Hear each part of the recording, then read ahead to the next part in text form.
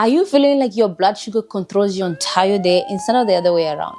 I get asked about blood sugar management literally almost every single day in my practice as a nurse and as a coach. And honestly, it doesn't have to be this overwhelming thing that takes over your life.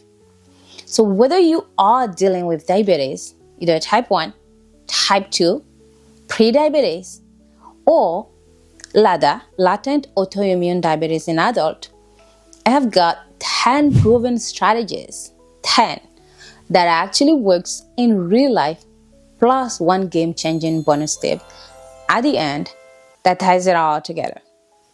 So let's dive in. Point number 1, start your day right with water first up. First thing in the morning, and this one is so simple that it almost sounds too good to be true, right? The moment you wake up, before coffee, before checking your phone, drink a big glass of water. I'm talking 16 to 20 ounces of water. There is actually research showing this can bring down your morning blood glucose by around 12%. Wild, right?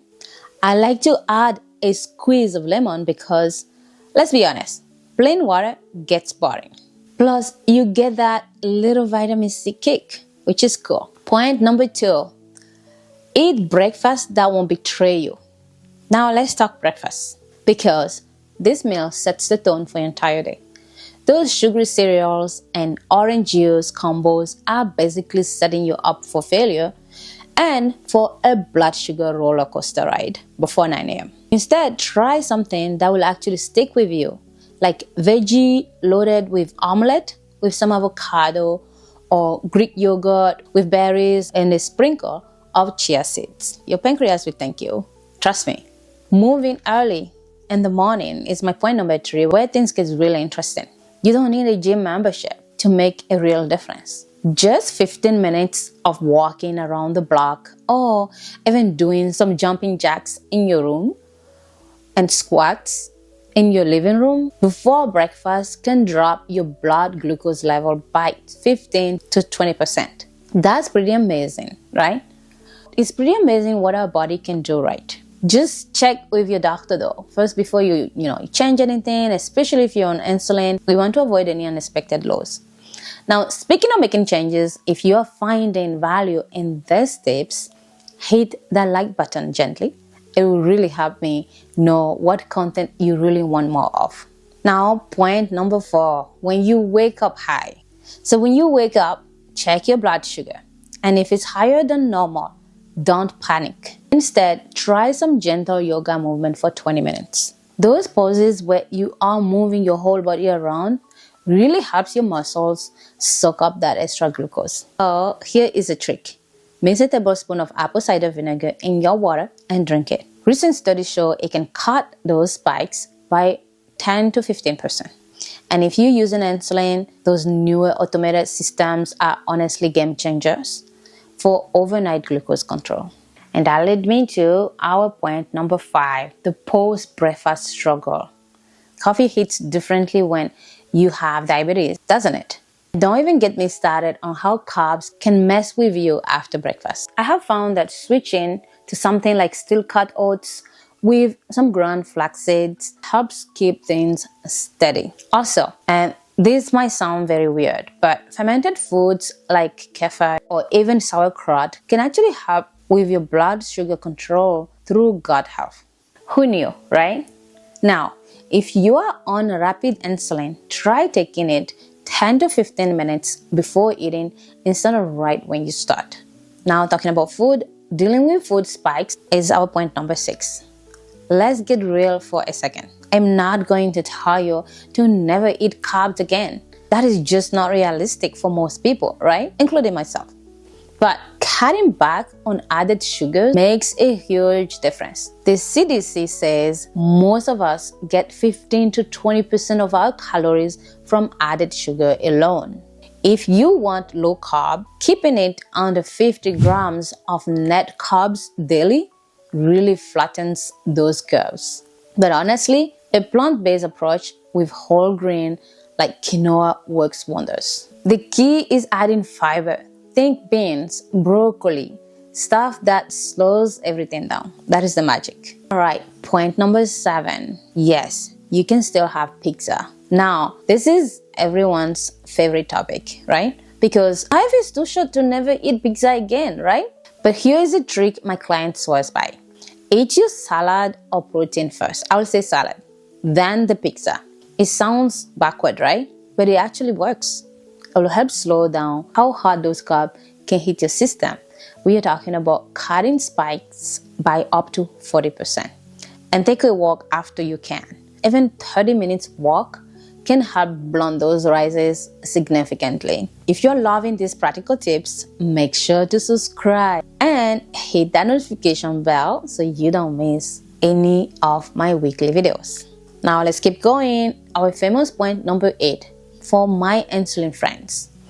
If you are counting carbs, apps like MyFitnessPal are your best friend. Once you get the hang of it, it becomes second nature. The newer rapid insulins like FIAPs are pretty incredible. They start working in just 5 to 10 minutes. And continuous glucose monitors are absolutely game changers. My clients who use the automated systems tell me that the glucose lines look almost flat now. It's pretty mind-blowing. All right, point number 9. Your overnight numbers affect a third of your AC1. So this really matters. You want to aim to keep things between 80 and 140 overnight. I tell my clients to finish dinner by 6 or 7 p.m. When possible, you want to really skip the heavy fatty stuff for dinner. Several people have been able to reduce their insulin needs by 10 to 15% just by making this change. And get your exercise in during the week. Mix it up with cycling, strength training, and whatever you enjoy. And please prioritize sleep. Poor sleep messes you up. It messes up with everything, including your blood sugar. Right. Point number 10. Shopping made simple. When you are at the grocery store, think about shopping the perimeter first. That is where all the good stuff lives. Load up on leafy greens, berries, nuts, lean proteins, beans, and lentils. Skip the middle aisles where all the processed stuff hangs out. And speaking of shopping smart, make sure to check out my video on the food banned by RK Jr. and what to watch for before your next trip to the grocery store. I point out exactly on what to look for on those nutrition labels that are secretly sabotaging your sugar goal. Here is your bonus content. And honestly, this might be the most important part of this entire video. Why? Because these are small. These are the very small daily habits that my clients say makes the biggest difference over time. Number 1, swap your chips for popcorn or carrots with hummus. Always eat your veggies and protein before touching the carbs on your plate. Choose whole food over processed stuff whenever possible. Your insulin sensitivity improves within weeks. Next, try eating more plants for 21 days and see how you feel. Keep a stress journal or try meditation apps. Stress hormones will mess up your sugar level more than you think. And when you're cooking, add some garlic and onion to your cooking for gut health. Now, review your patterns, weekly food activity, and blood sugar data, all of it. The magic is in the consistency, not the perfection. My friend, let's keep this going. I hope this was incredibly helpful to you. And if you want more, if you want to work together with me on a one-on-one basis, I do a personalized coaching section and I will do it for free for the first few times, just to get to know you. All the details will be in the description below. And let me know in the comment section which points resonated with you the most. Seriously, I read every comment so far still and love hearing about your wins. Alright, until then, take care and thank you for being with me. See you in the next video.